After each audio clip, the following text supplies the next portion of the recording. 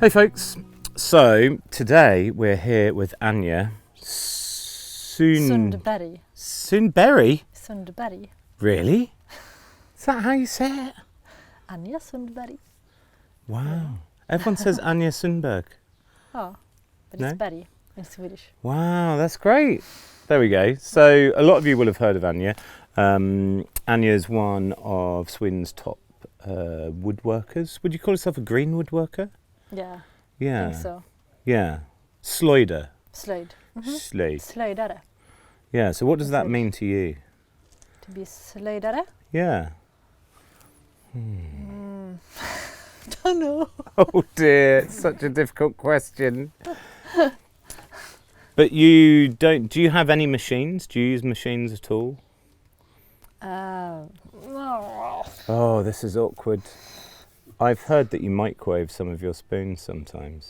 Is that true? My. Microwave? Oh yeah. Yeah, you do? No, I tried them in the oven now. So do you have a Yeah. bandsaw? My parents have one, Ah. but I don't live there anymore. And Now you're a grown up. Yes. No. I had access to the bandsaw, and I did some other things. But then I moved, and that's when I started with spoons, I think. Right. Because when you have only a shopping block, yeah, I guess that's it. And a shaving horse. I made myself a shaving horse, and I have a shopping block and axe, knife. So spoon's a handy thing to do. Brilliant. Yeah. Okay, so Anja has come along with, so we're at Spoonfest at the moment, which is Yeah. great, and we're very lucky to have Anja here. And she has got this pack with her, and I thought it might just be nice to have a quick look at this. So What could be inside? I don't even know.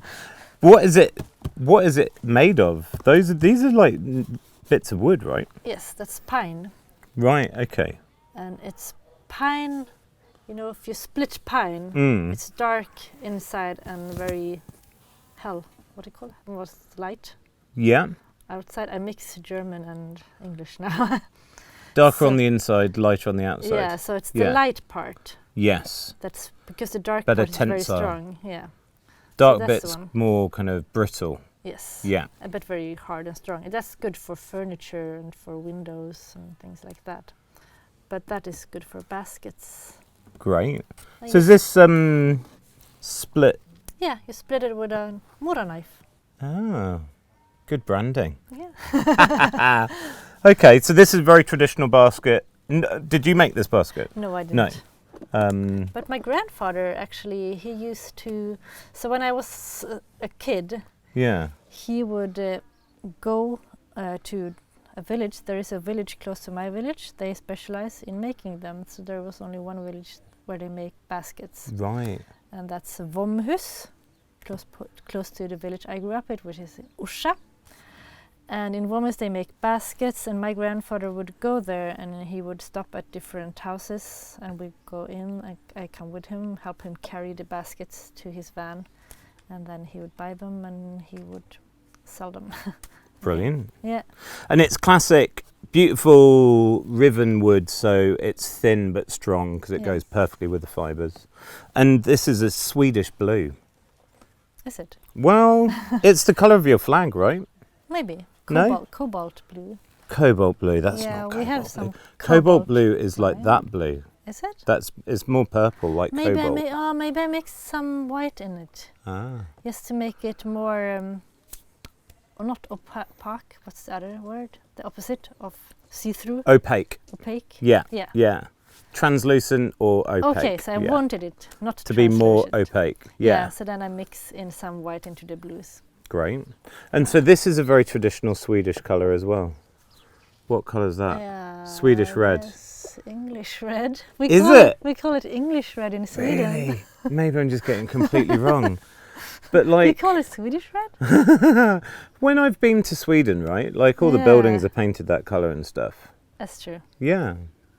It's made from mud. I guess. Is it? No, the Pig's blood. Yeah, Is it? dragon's blood. Oh. Yeah. Okay, well listen, on that note, I guess for me, a lot of Anja's stuff is defined by being slightly playful and colourful, would you say? Is that fair?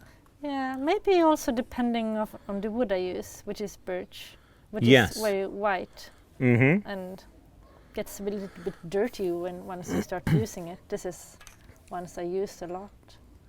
Yeah, so that's definitely So- true. Pale woods can be a real pain like that. Yeah. I've also been told about Sweden that because you have such long winter months and there's so much snow, it's nice to have really colourful things. Do you think that's fair?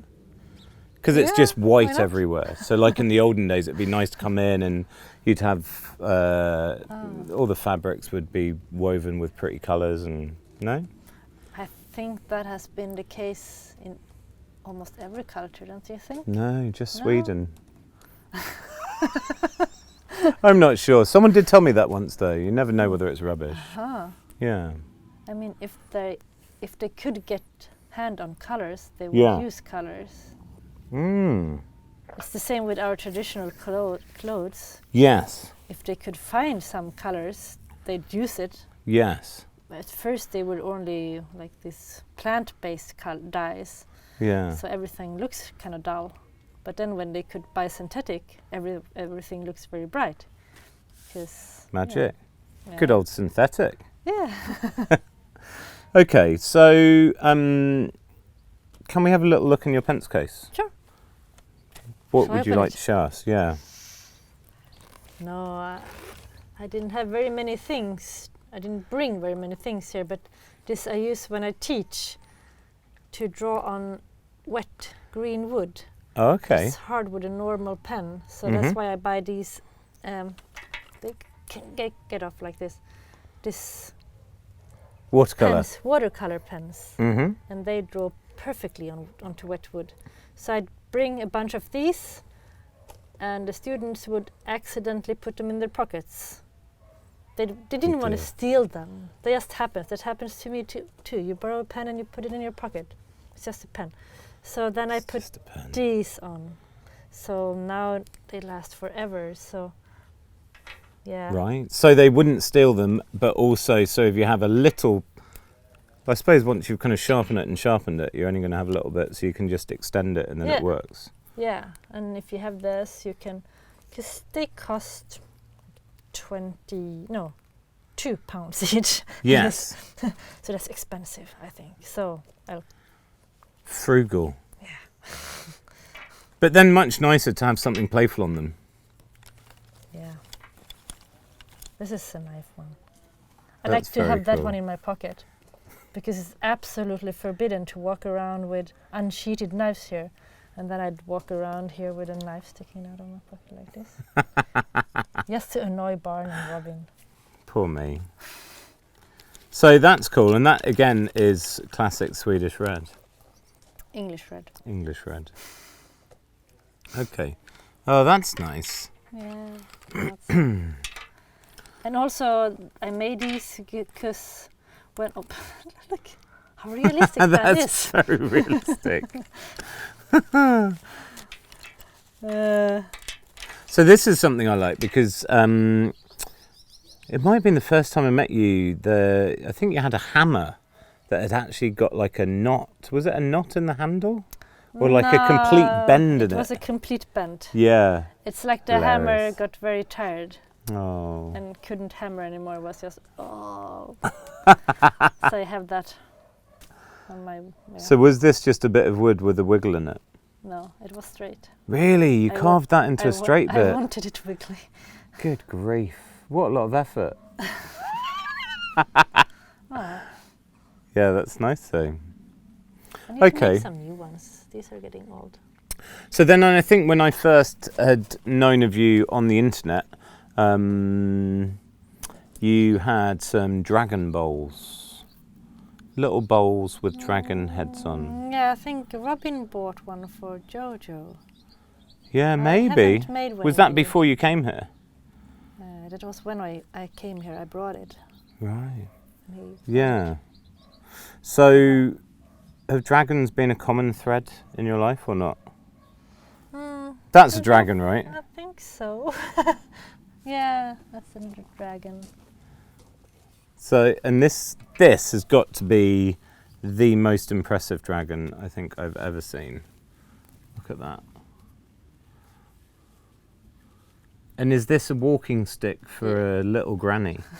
No. All hunched over? You call them hobo sticks, don't you?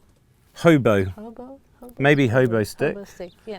Hobo, I think, is quite an American word. Okay. I think, but I don't really know. So you don't know, you I don't think we had them over here, maybe. Okay. Maybe just straight ones, just like a straight stick. No dragon ones. I don't think so, yeah, definitely not dragon ones. Would you demonstrate how this works? Have you got something that you can use for it? No. Maybe we can cut back to the perfect use of a dragon hobo stick. Yeah, I need to take his necklace off too. Is he wearing that one? So when you walk around and you have a heavy pack like this, you get tired, so you put it on here and put it on here, and it's weighing up the weight, and you go happily around, waving with your free arm. Could go on that one too. Yeah. It's good because it's basically putting the weight closer to the centre of your body, isn't it? Yes, it is. Yeah. And this as a big leveler, or what do you call them? Lever, yeah. Lever, yes. Yeah. So Yes. that's the way it works. Beautiful. Great. Okay, so dragons is definitely a thing. So the bowls though that I saw, I suppose, were maybe more like this kind of size, but they had like a dragon's head. Yeah. But this is that a duck? Or is it a Could be. swan? Nah. Pigeon? Goose? Is it a goose? What is it? Could be a goose, maybe. Must it be something? No. It's It's a bird. It's a modern bird. It could call itself Whatever it likes. Yes. Yeah. Well, so this is very nice.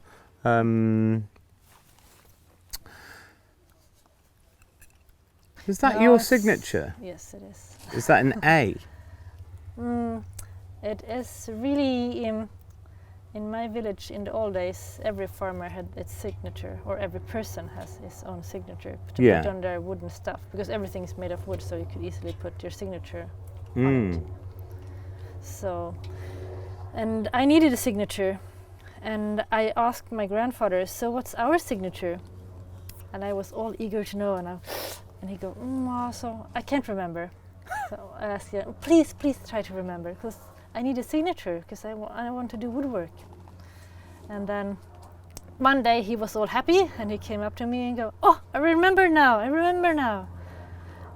And he would draw. He would do 1, 2, 3, 4, 5, just like that. Oh dear. Oh, I was not so happy anymore. It's such a sad story. Yes, I wanted a complicated, nice-looking one, and then I found something similar as this in a church on a little basket woven from birch tree roots, and where they store the wedding crown, Yeah. the church wedding crown in that one, and on the bottom something similar like this was written. And I figured that was a very, very, very old basket, and the person probably didn't use that anymore. So I borrowed it and modified it. What did you modify? It is from Usha. Well, I put maybe these in. I think it was just one. Right. So you added the 2 dots on the side. Yes. But it's really nice. It's playful again. It's got a lot of movement to it. And it is basically an A for Anja though as well. Yeah. I remember I have it in here too. Yeah. Oh, Nice. nice. Good it's branding. It's in there. That's great. And can we have a look at these knife sheaths that you've got? Because they're Okay. fantastic. Take them off. So this is similar to, I've got a beautiful shrink pot from you. Yeah. That's It's got the same. covered in flowers. It's the same flowers. Um, I spilled some red on that one, I just noticed. That's blood, I think. Probably. Dragon's blood again. This doesn't come off very easy, does it? No. So I think the thing that really impresses me about your work is that although the colours and the patterns are really nice, you definitely still put the emphasis on things being functional. Yeah. And you've got a very rounded understanding of green woodwork. So it's things like there's a really beautiful plate rack that you made for Robin. Oh, I still have it. Yeah, and it was just made very quickly. Very quickly. But it didn't fall apart. The joints are very strong. Okay. And it's very functional. Yeah. We were staying in his kitchen while me and Jared was there. Yes. And he had all his nice wooden plates all piled up like this. Going mouldy. And I go, oh, I don't even have one of his wonderful plates. And he has stacked them there and they grow moldy and they fall down. Oh. Yeah. So quickly made that rack so they could be stored like that. It's good. Without asking him, so I thought, oh, he could throw it away if he wanted to. But I think it's just a real sign of a very good maker to be able to just make something quickly and for it to be that functional and that strong. Yeah, it was just very impressive. So here we go. The knife inside this is very disappointing. It's the smallest one. Shrunken, but that's also very cool. But a bigger one would fit in. It's just when I started I used the shorter Mora knife. So this one is made for a shorter one. So the longer one doesn't fit in there. And that's why I put my ship carving knife in there instead. So do you feel very loyal to Mora knife? Are you patriotic? No, but I never paid anything for a knife, I think. No, I never bought a Mora knife. No. Because the factory is in the next steal things, town. guys. Don't be encouraged. The Mora knife factory is in the next town. So there is this town. Oh, so you're right next door to Mora knife, are you? It's this town, a small village, and they make baskets. Yeah. And then come my village, and in my village they make grinding stones, big sandstones. Really nice. And in Mora, they make the Mora knives. Yeah. I've been to the Mora knife factory. Yeah. So that's close to where you live. Yeah. Yeah. So it's next time. Cool. All right. So what are these things then? Spoons. I did think I'd seen them before. Yes, you quite often put these little hearts in. That's really nice detail. I keep on meaning to try and do like a video tutorial on making hearts. Do you drill it or is it just a knife? 2 drill holes. It would be nice if you had one of these water things, with high pressure water. Yeah, that'd be so easy, yeah. Yes. Have you used one of those before? No, but I've seen them being used. On the internet? Yeah. Yeah. And you can make all kinds of complicated patterns. But, yeah. Well, or a sand blaster. No, water is cleaner. Water's better. You don't want to have sand. No, yeah. It will destroy your knife afterwards. That's a good point. I don't know whether we've ever said that before, but if you do use sandpaper on a spoon... Never use never use sandpaper, but yeah. Oh, sandpaper don't go back to it with a knife, because they'll have the grip. Sandpaper is the tool of the devil. That's what I learned. Right, yeah. At Sätergläntan. Yeah, there was one old guy up north in Sweden, and he would say that. Sandpaper is the tool of the devil. See, I love abrasives, but they're best used on metal to make sharp tools. So that's cool. So you drilled 2 holes, and then three, one down in the middle. Yeah, and then you take out this one. Little knife. Yes, and you try to carve in here. Ooh. Yeah. Nice. So it's nice if the spoon is very thin where you do it. That's why this has good idea. Thin up here. So if it's thin that way so I can make that hole, it has to be wide that way. And it's very nice. It's very nice with the little bevel on it, because that's got the little facet on the inside. And then having these little chips around the outside really highlight that bevel. It's very cute, actually. That's nice. So, who did you learn Slöjd from? I started when I was working up north. What were you doing up north? Was it very cold? Yes, it was. And it was but it was in the summer and there were a lot of mosquitoes. Oh no. And I worked with a professor from New Zealand. Yeah. And we had to go out in the field and see how many small pine seedlings had made it over the year and see how much they've grown down in the moss. So was this paid work or was this study? It was paid. Yeah. It was paid work. Right. Because he came from New Zealand, so he had a hard time driving on the right side, so I was his assistant. Right. I would drive the car, I would start the engine on the small boat. Yeah. Yeah. Sweden has too much spare money. I would pay someone to drive. Yeah. He can't drive on this side of the road. So you're out looking at the size of what? Plants, seeds? Small seedlings. Pine yes. Yeah, pine. Yeah, and it was... You're meant to be talking about how you learned. I know, and my boss, I came into his office. We were supposed to talk something about where we were going, where I was going with a professor from New Zealand. So there was this other professor, and in his room he had a wall full with Gränsfors axes.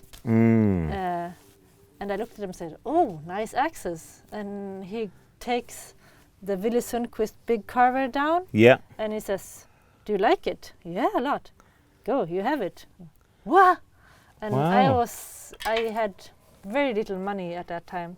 So that was only something I could dream about, buying an axe and expensive. So I stood there with this huge axe and I thought, I need to learn how to use this. I just thought it was beautiful, the shape of it, because it is. It's kind of bent and yeah.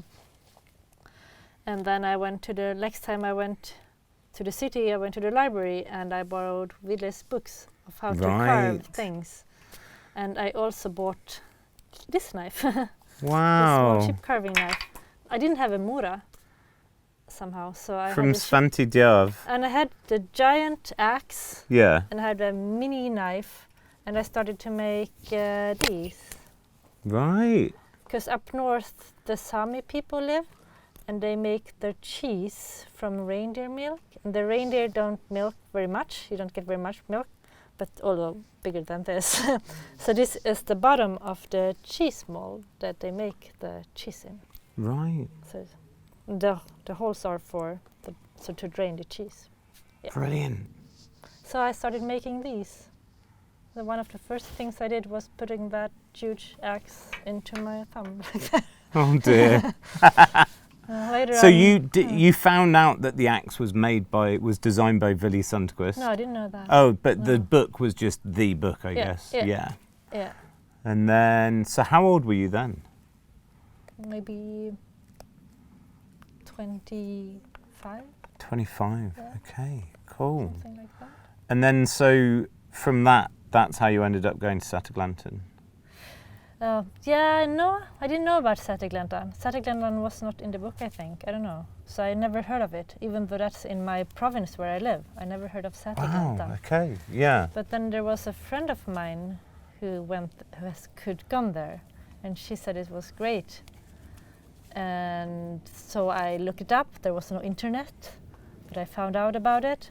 But I didn't want to apply. How did you look it up before the internet? I think people had bits of paper and stuff. Yeah, and you asked them to send prospects and things. Yeah. But then I thought you needed to know how to carve to go there. Yeah. So I thought, no, first I have to learn how to carve, and then I could send in like things that I carved, so they would accept me. So I waited for several years before I got there, because I thought I must be a professional woodworker before I go there. Until that friend of mine, because I didn't speak to her very much, and then she said, "No, you can be a beginner." I go, "Ah, really?" I spent 6 years training. Oh, what a waste of time. So So, what age were you when you went to Sätergläntan? I don't know when it was. I don't know. No. No. It was quite a lot of drugs at the time. Yes. But then, so you'd made quite a lot of things with knives and axes. Yeah. And then you went to Sätergläntan. The good thing about Sätergläntan is that before I went there, I was not a good carver or anything, but because I couldn't learn by myself so very well. But I have been rock climbing. Right. So I had strong hands. Nice. And strong arms. It's so the forearms. People yes. really struggle. I got very sore wrists when Yeah. I started carving because my forearms weren't strong enough. Okay. So I had climbing's the perfect training. It's perfect. I didn't know about that, but I realized. So when the other students in the class were struggling, Yeah. I'd go real fast, go ooh, and I just carve away. So Yeah. it was great fun from the beginning, and yeah, from day one I just loved it. Yeah. Yeah. What's the thing that you've made that you're most proud of? I don't know. What's the biggest thing you've made? I haven't made it yet, I think. I don't make very big things. No? I used to do. So when I got my daughter, I made her. Linnea? Yeah, I made furniture for her, children's furniture. Ah, cool. Painted like lila, that color, bright colors. I'm not most proud of that, but that was very fun. Yeah, furniture's great. And like making chairs. furniture for children, because it doesn't have to look good. It's just you just play along. Yeah. So I like to play, I guess. Just and whatever.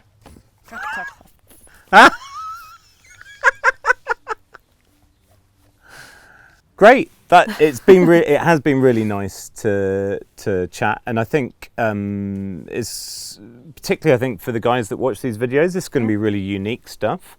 But for me, it's just really interesting to have a bit more of a chat of where you're coming from, and you're definitely one of my favourite woodworkers. And if I think of someone that I'd like to kind of spend time hanging out with, learning a bit of stuff, you're definitely right up the top of the list, because there is just, you have a great attitude towards it, but there's a strong mind behind it. It's very mindful work, which I really appreciate. So you guys should check out Anja's stuff, and if you ever get to go on a class or hang out, that would be a really good thing to do. Thanks for the video. Thank you.